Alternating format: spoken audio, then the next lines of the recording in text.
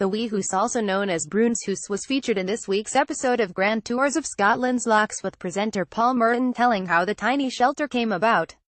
Viewers heard how it was built on Loch near Lairg in 1824 by poacher Jock Broon, who was gifted land by a local laird in return for being taught how to distill whiskey.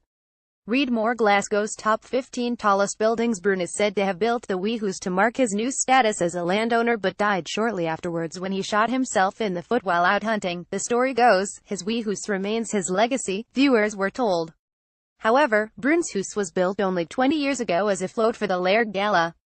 It was taken to the island by boat at the end of the festivities and has since become a landmark loved by locals and tourists alike. Lairg postman Lindsay MacDonald helped make the house, which has been rebuilt twice after being destroyed by bad weather, and create the local legend of Jock Broon.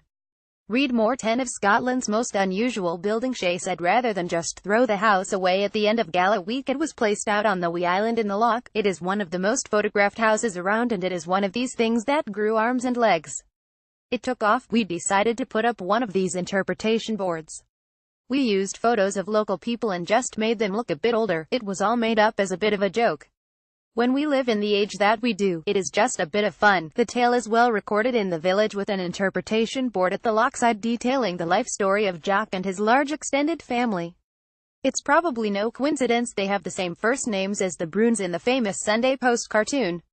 Mr. MacDonald said he saw the house mentioned on the BBC Scotland programme. I was quite excited when I saw it mentioned it on the telly, as a lot of what he said was contained in our original story. I wondered how much they had really been taken in by it all. The house was last rebuilt in 2015 following a storm, with an earlier version having a conservatory and mini wind turbine. Mr. MacDonald claimed the house was also kitted out with electricity and lit up at the same time as the village street lamps. You wouldn't actually get into the house, but we could get you onto the island as long as there was a boat, Mr. MacDonald said.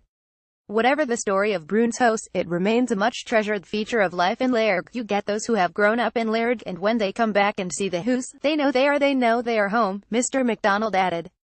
Broons Hoose even has its own Facebook page, such as its status. BBC Scotland has been approached for a comment.